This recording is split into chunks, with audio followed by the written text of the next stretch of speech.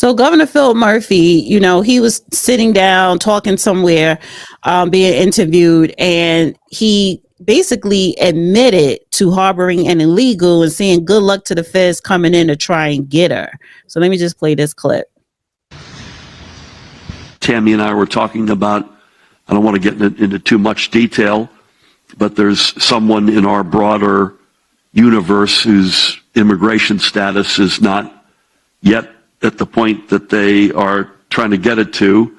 And we said, you know what, let's have her live at our house above our garage. And good luck to the feds coming in to try to get her.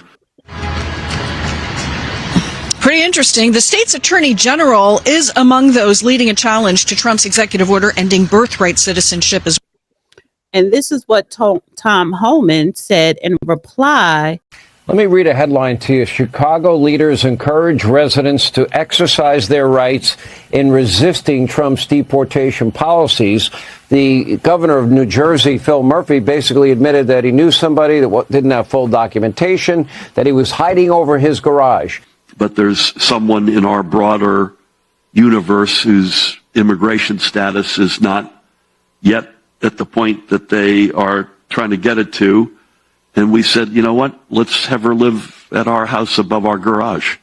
And good luck to the feds coming in to try to get her. Your comment on all of that?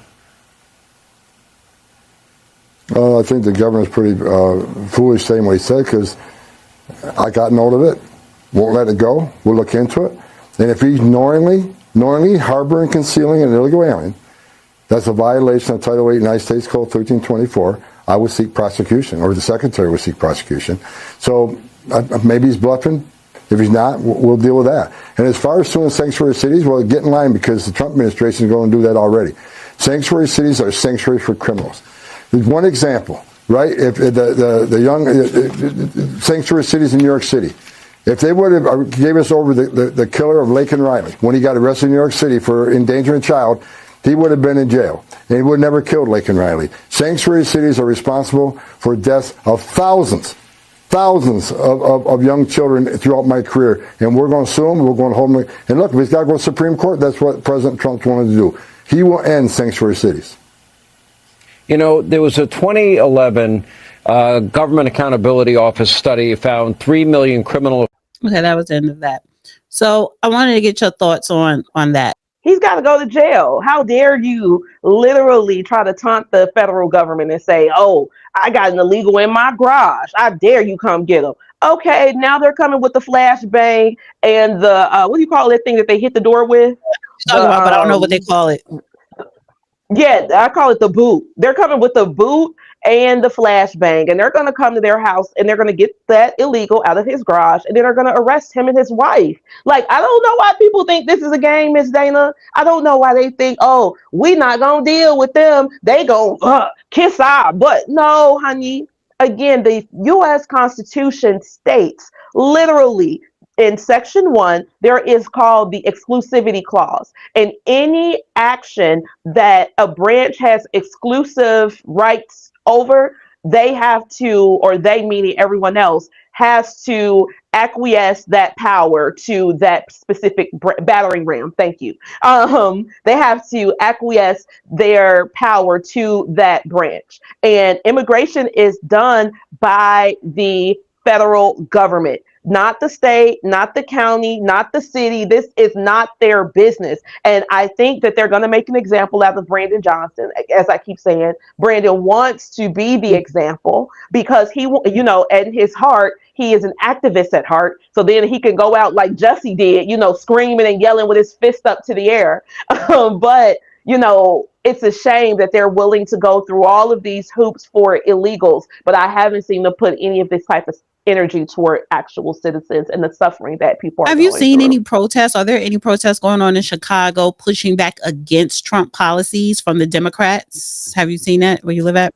They went down to Trump Tower, and in Trump Tower, they were screaming and yelling in front of Trump Tower. Again, Trump doesn't stay there. You know, these are actual people who wanted to stay there, but they're like, Chicago's pushing back against this mass deportation and we're not going to take this. Y'all don't speak for us, because guess what? The number is 866-DHS2-ICE, 866-DHS2-ICE, 866-347-2423. These people pushed our people out of manufacturing, period. When our grandparents came up here, the reason that they were able to thrive is because of the robust manufacturing sector here in the city of Chicago. Well, now Black people aren't there because they're filled with people who are working without Social Security numbers that don't have to pay into OSHA. So what are we supposed to do? You would be a fool to be someone with a Social Security number and protesting against mass deportation, which is why we're calling, which is why every time they have a protest now, we're going to tell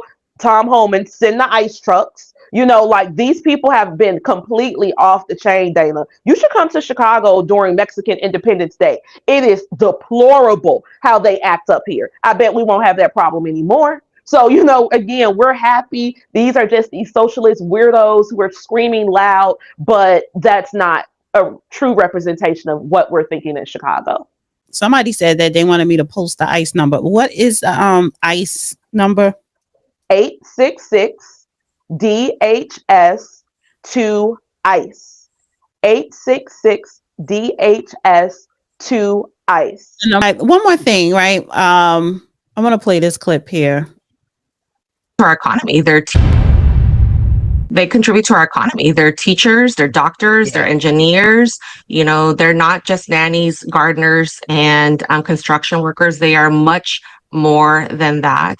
They are hardworking individuals that contribute to our economy just like everybody else. Coming to Texas, you're talking about the gentleman that, you know, processes my money, my bank teller.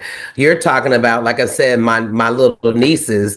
You're talking about my employees. You're talking about everybody that's around me, my neighbor that lives next door, my couple of neighbors that live upstairs. Like, this is our family. Like, this is the fabric of the Constitution, to be able to come here and live and work the way we want to. And so tearing our economy up, like Tarrant County and Arlington, Fort Worth and Arlington are the two largest cities here in Tarrant County. And we have the highest immigrant population in our county. Our economy locally will fall apart. That's a reality. And that's the understanding of how much has been put into this community, not just because people wanted to come here and say that they were immigrants and take over or be criminals. They came here for their families to live a better life. And so Texas will plummet. Overall, Tarrant County will plummet when these deportations happen. Just in the area where I live in South Arlington is a high population of Vietnamese and a high population of Africans. So our city alone, and we're one, you know, we have the Dallas Cowboys, that one alone will totally just, I mean, I don't even know what it would do to our gaming district, you know, our entertainment district, because everybody works there. Deporting people means deporting our police officers. It means, you know, border control, deporting all of these different people. That is tearing away another part of our society. And I am not okay with that.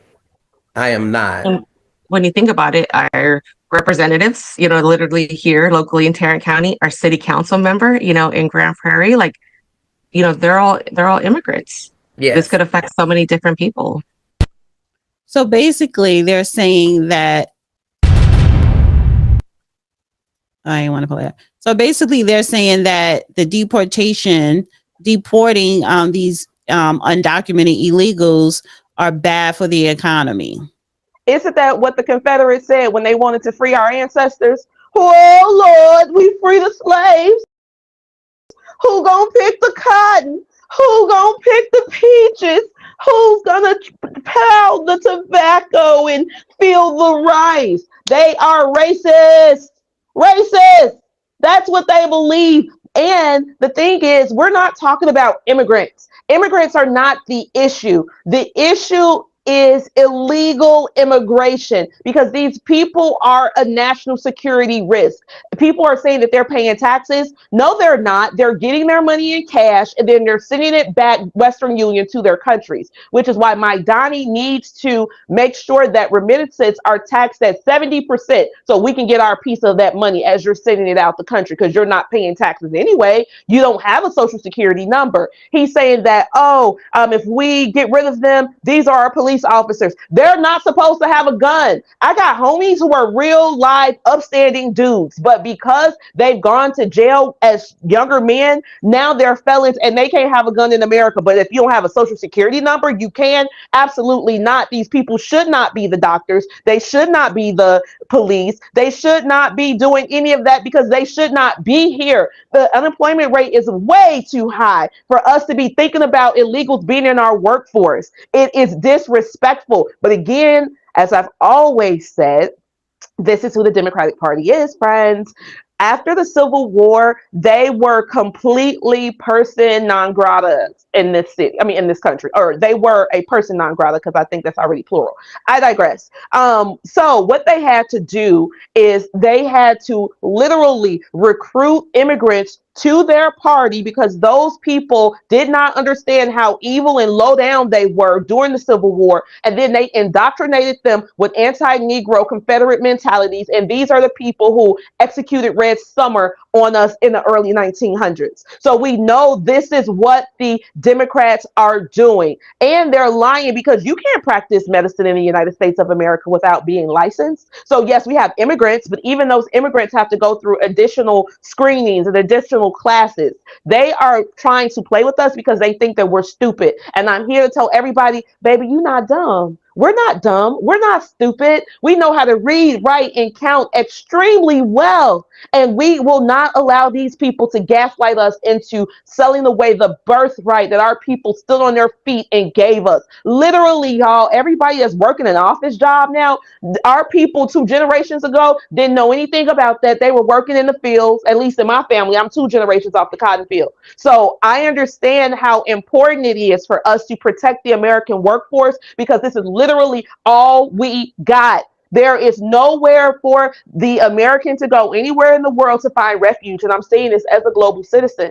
I'm telling you, we must make this work. And then they're talking about these people working, but what they don't talk about is the fact that because they're illegal workers, but they have American children, this allows them to get on welfare. So they're getting food stamps, they're getting medical, they're getting all types of things based on their child social security numbers while still working under the table and not paying taxes. Who are these people to be such super people in the United States of America that they don't have to go through the same things that we go through? Maybe, Dana, me and you need to catch a bus, walk back in with the cartel, and see what we can get for free. Because obviously having a social security in this country means nothing to the Democratic Party.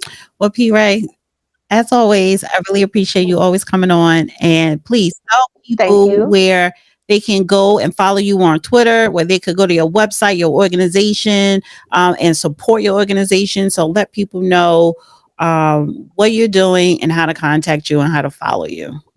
So I am the founder and chair of Chicago Red. This is our logo. This is Chicago Red. You can go to chicagored.org and donate to the cause. We're doing everything with a bullhorn and a lot of courage. I also started the Chicago Red YouTube page. I only got 1 video, but it's coming. Be sure to like and subscribe. Now I can go live, so we'll definitely be doing that. You can also watch. I never got the banner. But I never got it. I never put it's coming. I bought myself a laptop. I told you everything is coming because this is our time. When you want me to promote it and stuff. Yes, ma'am. You can also follow me on X at Chicago Red P. You got to search for me a little bit because Twitter has me search banned for some apparent reason. And then you can like Black Excellence Hour on Facebook, and that's my weekly radio show. We are flipping this country through Chicago Red, which is a civic organization dedicated to raising people's patriotic esteem so that they can flee this culture of progressive failure that is bankrupting everybody. So thank y'all for loving on us. Continue to pray. Wish us luck because, baby, we winning. And I'll leave you with this. Thank you to President Donald John Trump Sr. for coming through for the city of Chicago. Ignore all of these liberal weirdos because, oh my God, we are so proud of you. We are so happy. God bless Tom Homan. God bless Pam Bondi. God bless America. Bless all y'all and bless me too. Thank you, you. P. Ray. I'll talk to you soon and see you next week. All right. Dana with the data.